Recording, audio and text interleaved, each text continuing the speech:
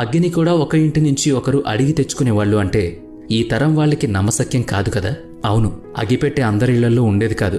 అందుకే పక్కవాళ్లు పొయ్యి వెలిగించుకున్న తర్వాత ఆకులతో ఆ మంటను అంటించుకుని మన ఇంటి పొయ్యి వెలిగించుకునేవాళ్ళం.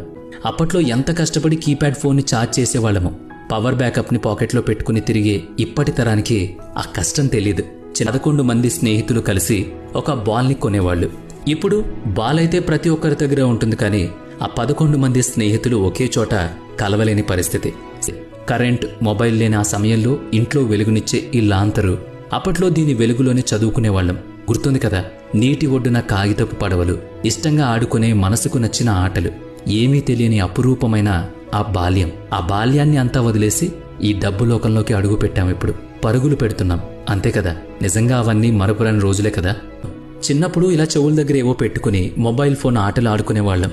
అప్పటికి మనకి తెలియదు కదా. ఇప్పుడు